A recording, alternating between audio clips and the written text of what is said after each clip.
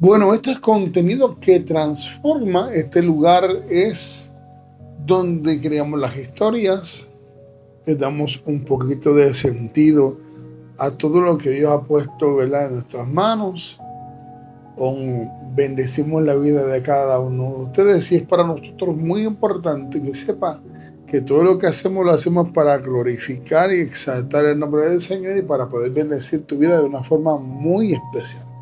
Así que gracias por sintonizarnos en este espacio que vamos a tener más adelante, donde vas a poder disfrutar todo lo que estamos haciendo y que obviamente será de bendición para tu vida. Disfruta de este episodio de preguntas y respuestas de Sécate con contenido que transforma con mi hermano Freddy. Así que disfruta de este espacio. Muchas bendiciones. Hasta la próxima. Bye. 4, 3, 2, 1.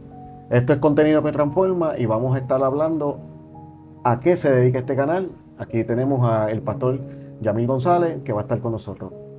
Buenas tardes, Yamil. Buenas tardes. Entrevista, podcast, historias bíblicas, las narramos de una manera que quizás es un poco convencional para, ¿verdad?, darle quizás un matiz a la historia diferente para que la gente pueda entender un poco más la Biblia. Nosotros tenemos años predicando la palabra del Señor y nos topamos con la situación de que muchos creyentes no entienden la Biblia y tratamos, ¿verdad?, de hacerle entender de una manera distinta sin cambiar el contexto de lo que es la palabra del Señor, pero arrojando luz sobre áreas que quizás la gente no lo ha visto, no profundiza y no lo ha visto de esa manera. Y eso es lo que nos llevó a crear este canal, contenido que transforma para poder ayudar a muchas personas, ¿verdad?, a entender la palabra del Señor.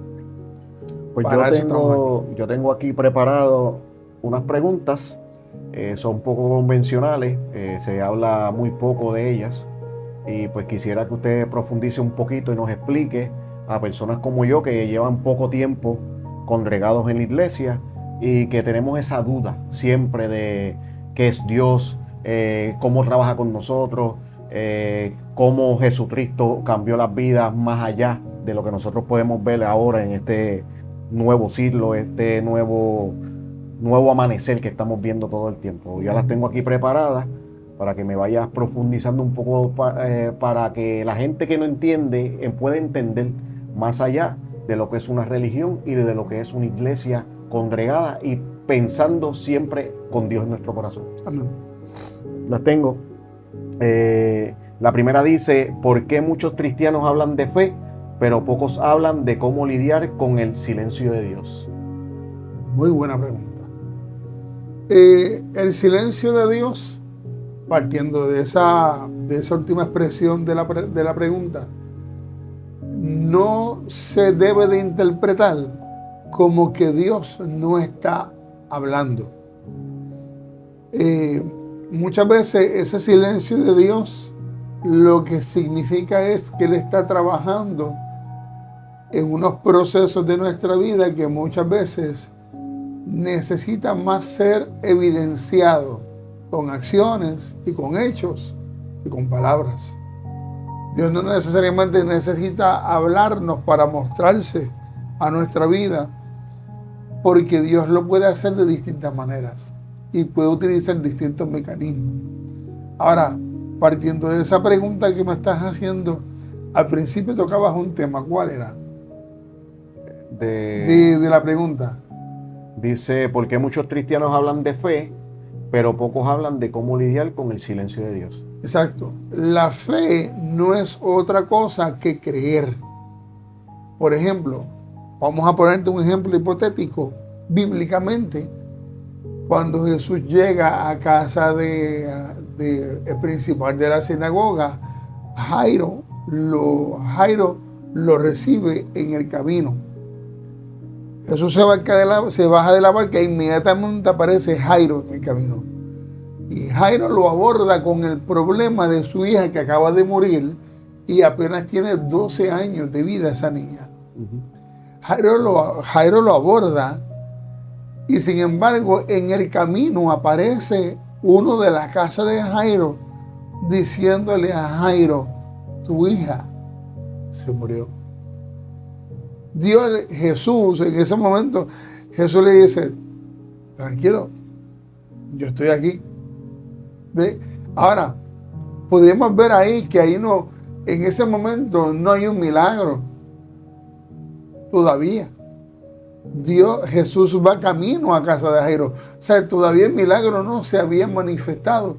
Sin embargo, Jesús estaba con Jairo.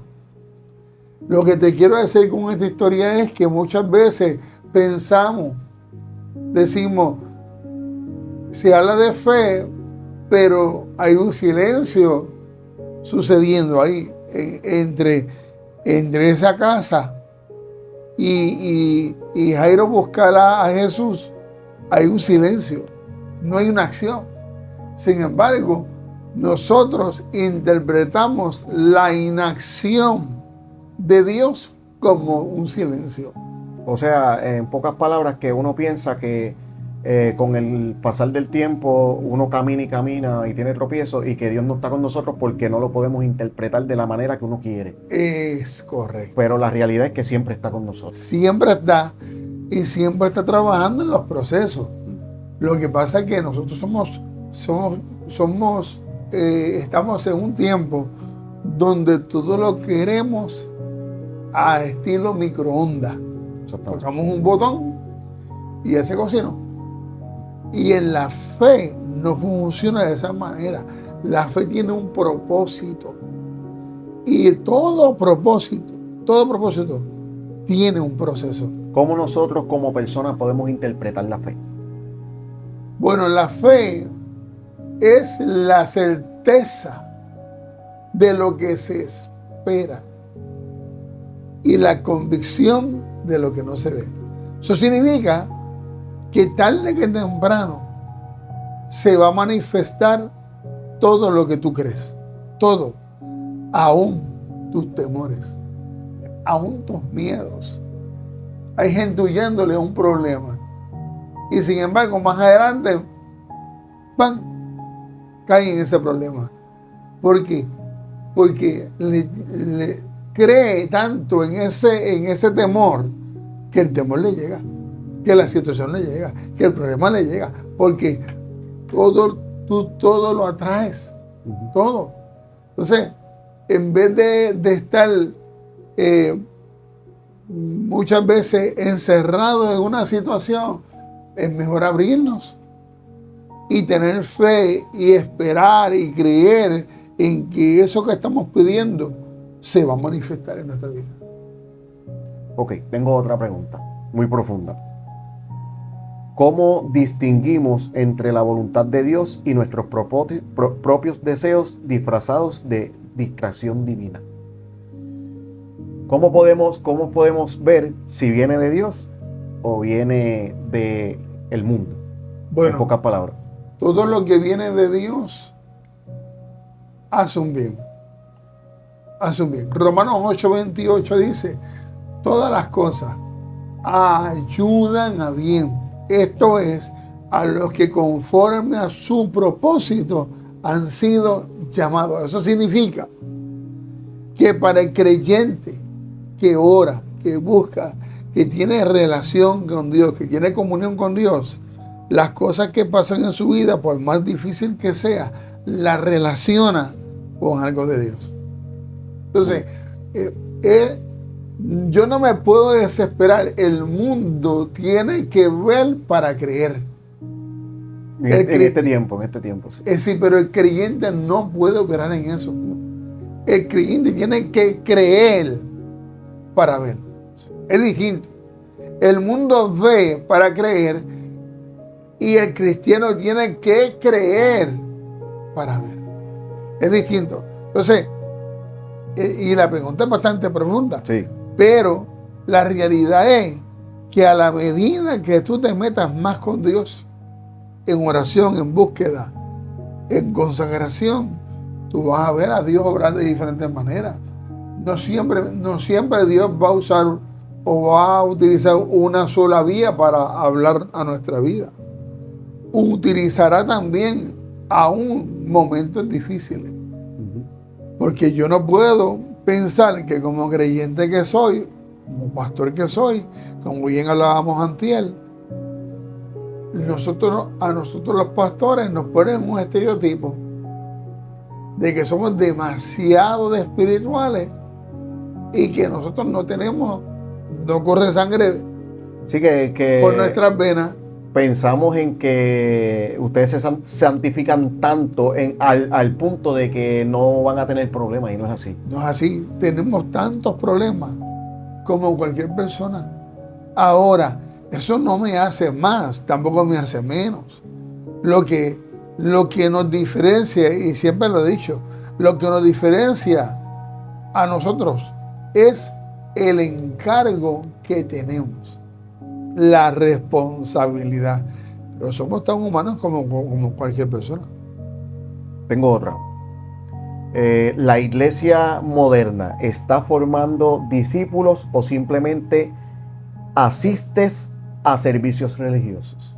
La iglesia del siglo XXI, la iglesia del Señor está haciendo su trabajo. Está haciendo discípulos. La iglesia siempre ha hecho su trabajo.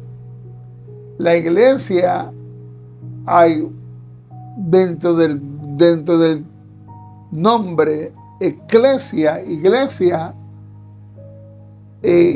hay mucha iglesia que se envolvió haciendo actividades y ha confundido la actividad con el trabajo de discipular. ¿Ves? Ahora, cuando hablamos de discipular, hablamos de cómo atraemos a esas personas a que puedan, quizás, como yo, que estoy tratando de encaminar mi vida a una vida de servicio. O sea, cuando hablamos de discipulado, hablamos de personas que lleguen a la iglesia, no tan solo a congregarse, sino también a servir al Señor en la iglesia. Exacto, y en las comunidades. Porque hablábamos de eso hace poco y estábamos haciendo una actividad evangelística en la comunidad donde está la iglesia presente, aquí en las acerolas, en Toalta. Y aquí hay mucho sector para poder hacer un trabajo evangelístico. El trabajo evangelístico se suma a un trabajo de llevar las buenas nuevas de salvación a toda persona. Y obviamente, aunque mucha iglesia ha hecho el trabajo, ese no es tan solo el trabajo. ¿Por qué? Porque también el trabajo es darle seguimiento a estas vidas. También es la responsabilidad de la iglesia, debe de ser también saber cuáles son las necesidades de esas personas y ver en qué manera la iglesia se pone a la disposición de poder ayudar a esa familia, porque todo lo que nosotros recibimos en nuestras congregaciones son familias. ¿Ve? Nosotros no estamos atendiendo simplemente a una persona, estamos atendiendo a familias. Por lo tanto, si la iglesia del Señor del siglo XXI está haciendo el trabajo de llevar una palabra a los hogares, a las familias, y poder servir, ¿verdad?, a estas familias en la necesidad en la que pues se puedan encontrar. Muy bien. Estamos claros con eso, más o menos. Ok, tengo otra que me sorprende mucho, porque creo que nos pasa en el día a día a todos nosotros, y es como qué áreas de nuestras vidas hemos entregado aparentemente a Dios, pero en realidad seguimos controlándolas nosotros. Bueno, eso parte de cada ser humano. Cada ser humano tiene la responsabilidad de entregarle por completo su vida a Cristo.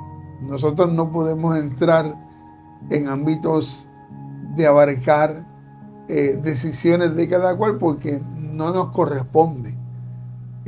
La gente piensa o pudiera pensar que pues, el pastor debe de estar al tanto de esto, otro. Y hay mucha gente que me ha preguntado sobre este tema específicamente, pero ¿cómo se llama cristiano? Y todavía siguen unos comportamientos, porque todavía hay áreas en su vida, como en la vida de cada ser humano, que no han muerto. En esa vida, de modo que si alguno está en Cristo, nueva criatura es, las cosas viejas pasaron, he aquí todas son hechas nuevas. Pero tenemos que entender que ese versículo habla específicamente de un proceso. No habla de algo mágico. Las transformaciones no se dan mágicamente. Lo único que puede suceder en una persona, esa transformación se tiene que hacer poco a poco. ¿Por qué? Porque lo rápido no se aprecia. Lo difícil sí se aprecia. Y yo, hay gente que he tenido que son muy sinceros. Pero yo prefiero tener un sincero frente de mí que a uno que a espaldas tuyas hace cosas que tú dices, un momento estaba conmigo aquí y de momento cambió. Sí, que eso es lo que ustedes como pastores se enfrentan en su día a día, me imagino. Claro. Están aquí los domingos, quizás los viernes como hoy, que hay misa también, entonces hay culto. Y entonces tú los ves quizás haciendo compras y peleando con el hijo. O no saludan. O vienen, viven su día a día con una actitud negativa, que se le nota, porque uno está bien que uno esté molesto, pero otra cosa es que se le note que uno esté molesto. Exacto. Pero en eso denota que hay unos procesos que pueden tardar. Y podemos decir, y esa pregunta puede tardar mucho tiempo en contestarse. ¿Por qué? Porque los procesos de madurez de cada ser humano está a cargo de cada ser. No está a cargo mío. O sea, yo no soy responsable por la inmadurez de algunos. Ahora, cada cual debe de ser responsable por su madurez y trabajar con su carácter. Porque a la medida que tú trabajes en ese carácter, de hecho, y el estudio que vamos a tener hoy de Jacob habla de eso mismo. La gente habla de Jacob, pero Jacob tiene unos traumas que arrastra de infancia, que no se ven a simple vista. Pero la realidad es que hay un hogar ahí pasando factura a los hijos.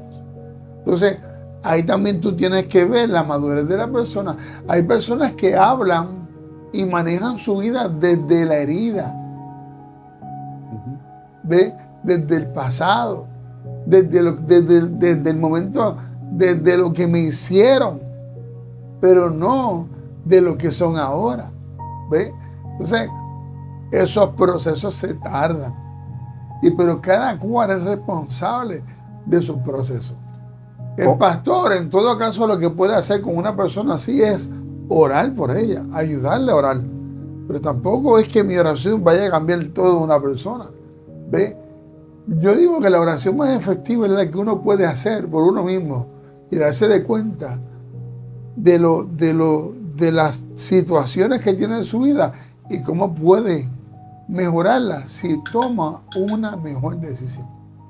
Basándonos en eso, aquí es una pregunta que veo constante y me sorprende mucho que sí pasa. Leyendo la Biblia y en los testimonios, en relatos que se ven en películas, en todo, se ve mucho esto que voy a decir. También abundando sobre eso, es porque algunos de los hombres y mujeres usados por Dios en la Biblia atravesaron periodos de profunda tristeza o soledad. Porque era necesario. Hay procesos en la vida que tú tienes que pasarlo solo, porque es donde tú descubres cosas.